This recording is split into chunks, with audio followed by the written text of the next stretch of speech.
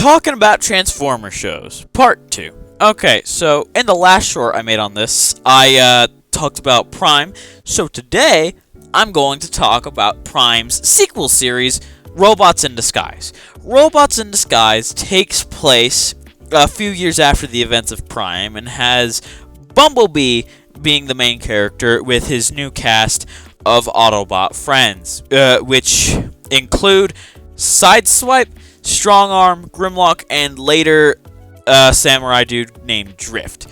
And this show definitely isn't as good as Prime. It's way more childish. Like, nothing has any stakes. Every fight that's like supposed to be super grand just is happening on like a sunny day. It's just super nice out. And then meanwhile Prime, every fight looks super, cinematic. Like the sky's gray and stuff. And then even when they do fight in like the middle of a sunny day, like they fight in canyons with lots of shadows. It just looks really good. And then of course there's Bumblebee himself, which as a character it's really good because he's a little goofy, but he was always like that.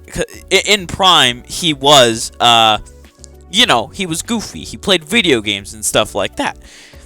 I don't care about that, but, however, I do care about that he loses fights to random Decepticons. There's an episode where his entire team is getting bodied by a lobster Decepticon. And on that note, almost every single Decepticon in the show, coincidentally, looks like an Earth animal. And it happens so often that I think, maybe it's not a coincidence. In fact, one of the only Decepticons that isn't an animal is Starscream. And on the topic of Starscream, his whole thing is kind of weird. Basically, his plot is that he's capturing minicons. Also, he found the Darksaber. Also, I'm going to go on an irrelevant tangent real quick.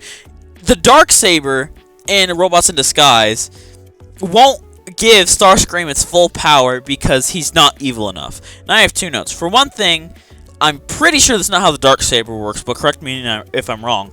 And secondly, Starscream's not evil enough? The first thing he does that you see in Prime is stab a guy through the heart.